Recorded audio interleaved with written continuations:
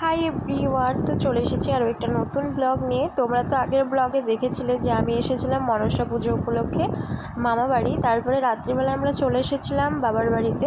তো আজকে সকাল সকাল মা দেখো রান্না করেছে মাছের ঝোল, পাঁচ তরকারি, চাটনি, পাঁপড় ভাজা, আরও অনেক কিছু। তো সকাল থেকে গল্প আড্ডা এসব করতে করতে ভিডিওটা স্টার্ট করতেই ভুলে গিয়েছি।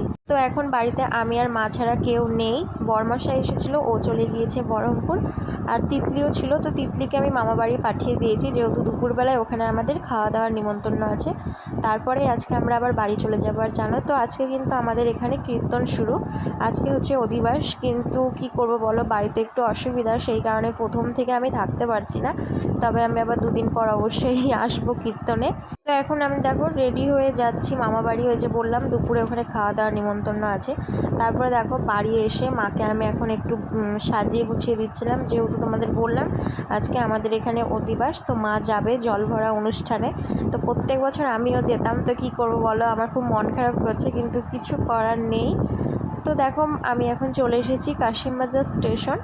তো একটু পরে আমাদের ট্রেনে করে চলে যাব বাড়ি। আর প্রচণ্ড মন খারাপ করছে জানো তো, যেহেতু বাড়ির সামনে অনুষ্ঠান আর আমি থাকতে পারছি না, সেই কারণে কি আর করব।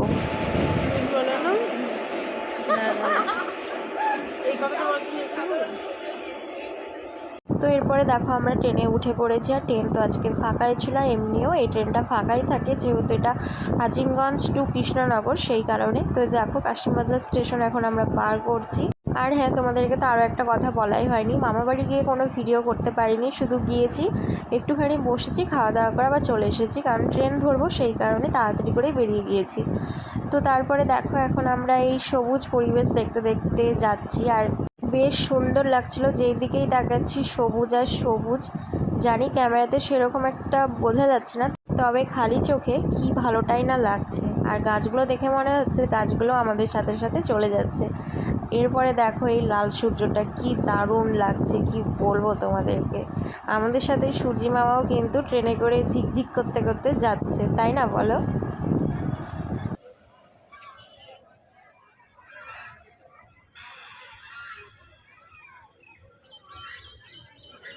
তো চলো নেমে পড়েছি ট্রেন থেকে, এখন যাব বাড়ি। আর আজকের মতো ভিডিওটা আমি এখানেই শেষ করলাম। তোমাদের কেমন লাগলো জানিও। টাটা।